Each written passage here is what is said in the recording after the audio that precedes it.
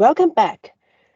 I know that brand Promus recently completed a project of rail migration. Can you share the details of the project, Aline? Sure. What I'm going to do, Emma, is I'm going to share my screen because I've got some slides that describe it pretty nicely, and that'll give us a chance to explain it better to you. Yep, that's great. Can you see my screen? Yeah, perfect. So, one of the things I should probably tell you is which client this was for. So it was for the University of Sussex, and they had quite a few things going on. For them, they, like all higher education institutes in the UK, they're facing a lot of financial strains because there's been a difference in the number of foreign students enrolling, and that's likely to happen in the coming years as well. So that's one thing. They're really looking at optimizing resources because of that. The other thing is they themselves were going through a lot of cyber security auditing, and they were very keen to up the levels of security they had so that they would be compliant with various accreditations they were doing. In line with that as well, and in line with optimization, they were really keen to automate a lot of what they did. So those were what they wanted to do at a high level strategically. In terms of challenges they were facing, they have a very large IT estate, and they were running some end-of-life software, but also they had software which was becoming end-of-life soon, which meant that they were going to be highly exposed in terms of, attacks if you're running end-of-life software and so on. They also they knew they needed to migrate away, but they had a very experienced, very skilled IT team who were just drowning basically in business as usual.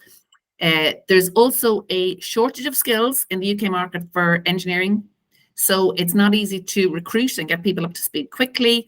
And although they had existing configuration management tooling, it was quite complex and not really doing what they needed it to do. So I mentioned about them having end-of-life software. So on their estate, they had a hybrid. They had Windows, Linux, MacBooks, and whatever. But anyway, one of the things was they had CentOS. And as we know, CentOS Linux 8 became end of life in 21. Now, these guys also had CentOS 6. They also had a large presence of CentOS 7, and that is due to go end of life on June 30th of this year. There's not going to be any CentOS 9. So it leaves people with a decision to make. They need to think, okay, so do I move to a completely different distro? Do I now move to a licensed product? And again, something we spoke about earlier, Emma, is, what considerations you have. You've got considerations around cost, about, ease of use, about support, and so on. It's not just it's not a straightforward decision. But after a lot of conversation with them, they did opt to go for Red Hat Linux. So one of the reasons was that both of these are built, of course, on the same core code.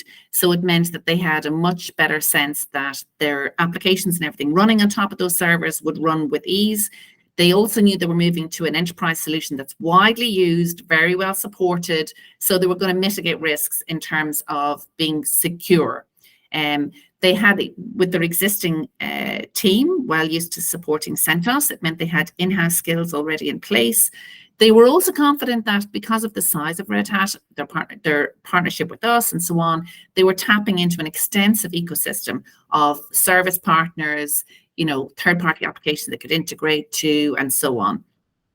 Now, choosing Red Hat as their new operating system for a large part of their estate, we also got chatting to them about what else that gave them. It also gave them access to Red Hat Insights, which allows them to have some analytics around what's on their IT estate, and that very much aligned with their future plans and strategy. So their strategy was around optimization, automation, and enhanced security, if you remember. So we sat down then and said, right, well, let's put together a plan to get you moving from your CentOS to your RHEL. What we said was, let's look at why is it your current team, who are fantastic, are not actually available to do some of this work, and Promus are helping you. And it's because a lot of the standard tasks they were doing weren't automated. So we said, right, well, alongside Red Hat's offering in terms of RHEL, they also have Ansible, which everyone knows is a leading DevOps automation tool. So it basically does automated configuration management. So for these guys with a huge estate, it meant they were suddenly going to be able to write playbooks that would make things like configuration management, patch management, and so on, much, much more straightforward. So we said, right, let's do that alongside of migrating. Let's make sure that we can actually use Ansible to assist with migration and also to upskill your internal team so that when we leave you, when we say farewell and you guys have got the outcome that you wanted, you've got the in-house skills and another product, Ansible, to help you with all of that and to move, to enhance your productivity. So actually, I'm going to mention this, Emma, because this is some question we do get from clients. So organizations that are very, very siloed, you've got your application people in one space, you've got your infrastructure people in another space.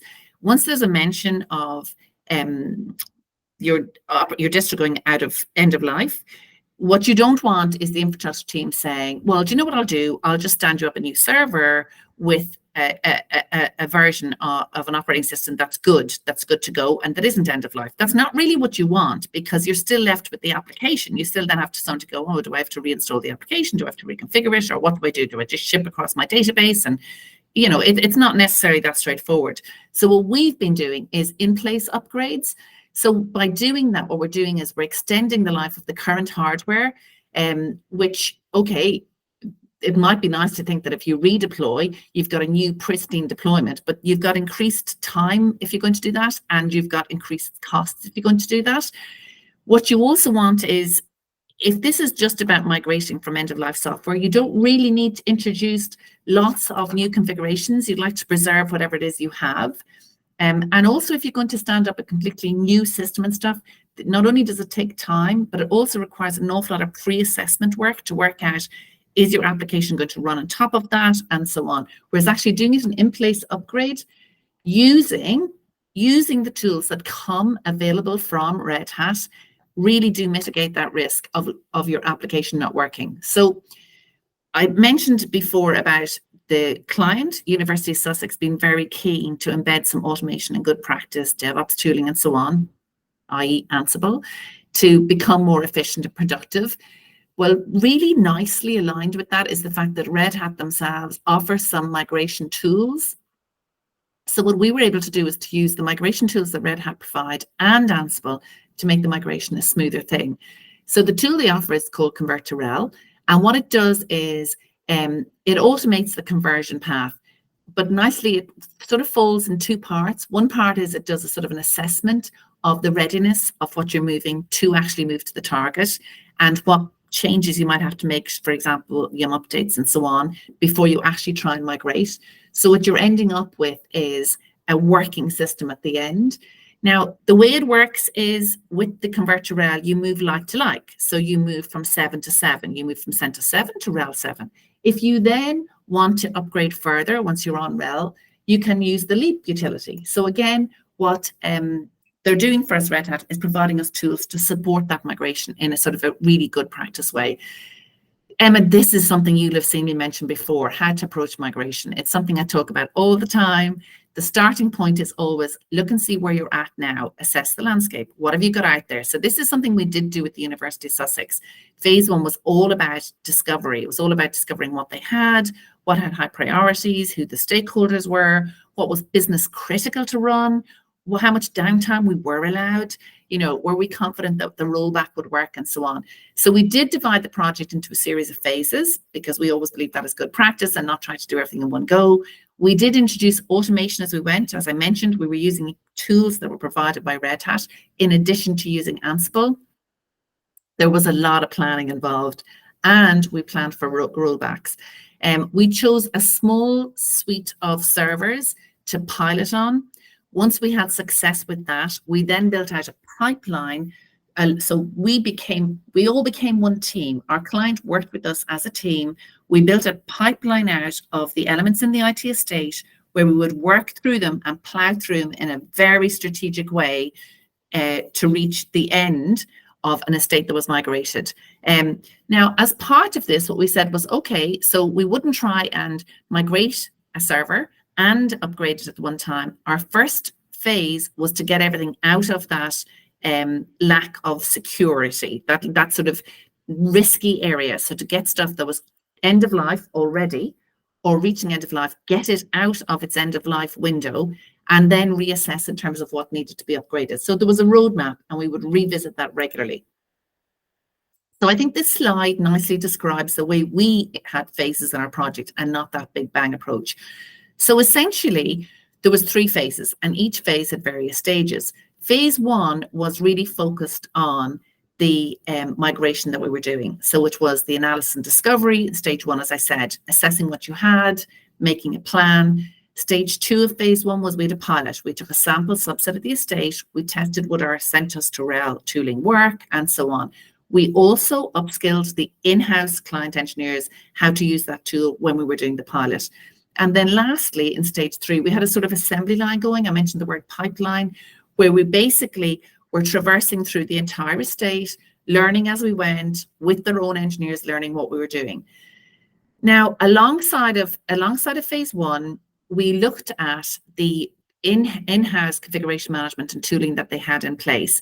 And we did a bit of a health check on that, not just their processes, but the tooling they had in place to say, well, let's see, what you could change about what you do, so that you'd work more productively, you'd be more efficient, and you'd free up some time with your in-house engineers so they could be more involved in this migration. And just even after the migration's done, that they'd have more time to do more sort of useful activities, like patch management was something that seemed to take up an incredible amount of time.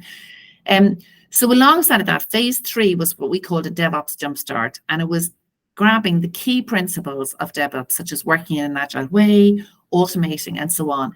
And what we did was we did a jumpstart with Ansible. We said, right, let's install Ansible. Let's use Ansible as part of this project. Let's start in our daily activities and in this project using Ansible. So we did lots of co-coding workshops with the in-house team, so that by the end of it, they started to feel, not only were they massively enthusiastic about using Ansible, but they could see real world experience where you're using Ansible to do good, which was part of this project. And then out of that, what fell out of that was lots of conversations about what else they could use Ansible to do. So that was a bit of a whirlwind tour, Emma, of what we did for Sussex. But it was a success. The project was a success, and it was an absolute joy to work with them and to see that, of course, they got what they wanted in the end, which was, the real reason we head out to clients to do anything. And, if anyone wants to know any more about this, I've got our website details and so on up there. And, we really have people to reach out to us and give them more information.